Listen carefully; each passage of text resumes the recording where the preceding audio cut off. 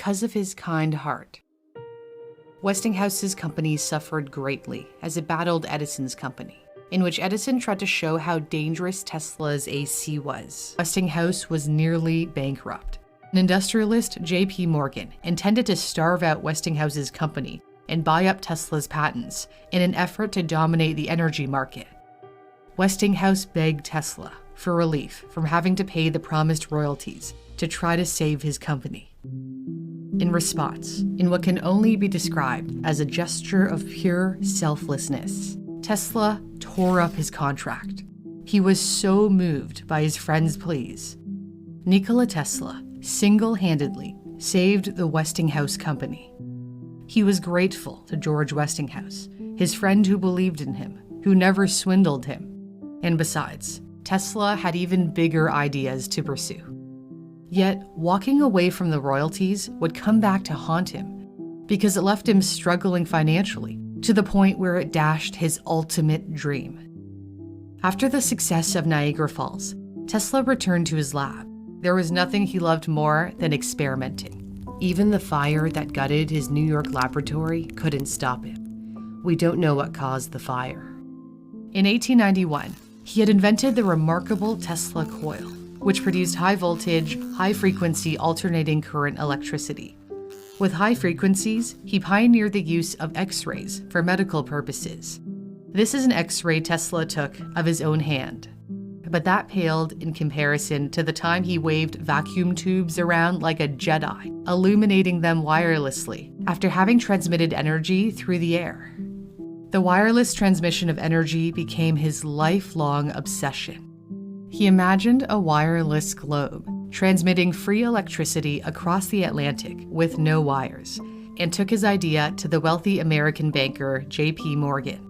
Morgan put up $150,000 to build a giant transmission tower at Wardenclyffe on Long Island, New York. Tesla imagined that it would be the first of a network of towers worldwide. He believed these towers would allow him to send electricity through the atmosphere, which anyone with the correct equipment could then tap into. This image is an artistic impression, kindly supplied to me by Alan Bellows with Damn Interesting. The real tower never crackled with electricity. Tesla explained at the time, it will be possible for a businessman in New York to dictate instructions and have them instantly appear in type at his office in London or elsewhere. He was well ahead of his time. It was incredibly prescient of him to imagine a global wireless communication system similar to what the internet offers us today. But not long after construction began in 1901, Tesla started to run out of money. He appealed to J.P. Morgan for more financing, without any luck. Investors were instead throwing their support behind a young Italian inventor. In 1901, Guglielmo Marconi successfully sent a radio signal from England to Newfoundland, Canada. He used Tesla's radio patents to do it. Tesla realized his coils could transmit and receive powerful radio signals, and he applied for radio patents, which the U.S. Patent Office granted in 1900. So Marconi's feat didn't bother Tesla, who remarked to one of his engineers, "Marconi is a good fellow. Let him continue. He is using 17 of my patents." Marconi tried to file radio patents himself in the U.S., but the Patent Office turned down repeated applications, as it argued they were too similar to Tesla's. However, as Tesla found out, things can change. In 1904, the Patent Office reversed its earlier decisions and awarded Marconi a patent for the invention of the radio. The reason behind the reversal has never been explained. Some suspect the powerful backing Marconi received in the United States, including that by Edison, played a role. Marconi was credited as the inventor of the radio and became rich. He even won the Nobel Prize in Physics as a result. Tesla was furious and sued the Marconi Company for patent infringement, yet he couldn't afford to litigate a case against a big corporation. He also couldn't find anyone interested in investing more money in his Tower of Dreams. In 1917, Tesla's tower was dismantled to pay off his creditors. Tesla was in debt to the heirs of the Waldorf Astoria Hotel, where he had been staying.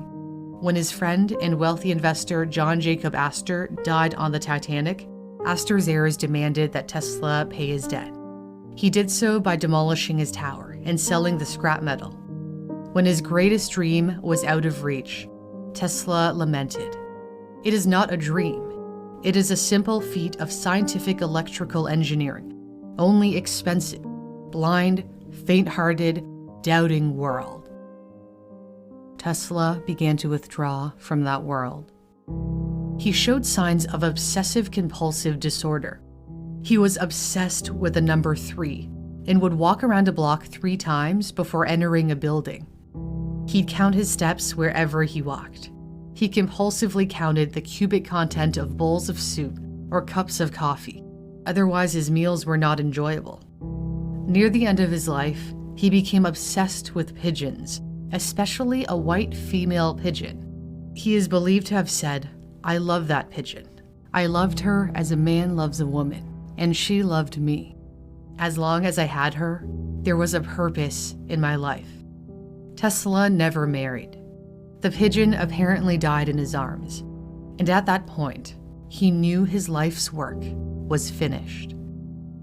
Nikola Tesla would live out the last 10 years of his life at the New Yorker Hotel, paid for by the Westinghouse Corporation, which also gave him a consulting fee of $125 a month. This is the company that was in debt to him for having given up royalties worth millions of dollars for the sake of his friend, George Westinghouse. He began to fade away into history, one of the few exceptions being the time he turned 75 and made the cover of Time magazine. Tesla died in his hotel room, alone, on January 7, 1943, without a penny to his name. He was 86 years old. A few months after his death, the U.S. Supreme Court overturned Marconi's radio patent in favor of Tesla's. But the court had a selfish reason for doing so. The Marconi company was suing the U.S. government for use of its patents in World War I. So the court avoided the lawsuit by simply restoring Tesla's patents. When I worked on an earlier story about Nikola Tesla, some pointed out that the forgotten genius was not an apt title. Personally, I grew up in Canada, learning much more about Thomas Edison, an American, than Nikola Tesla, an immigrant who was born in present-day Croatia. But perhaps viewers have a point, and he really isn't forgotten. Today, Tesla is once again capturing the public's imagination because an electric car company bears his name. Elon Musk's company paid homage to Nikola Tesla in 2022 with a dazzling display of drones that formed a visage of the brilliant engineer. Tesla was undoubtedly one of the most famous figures in STEM.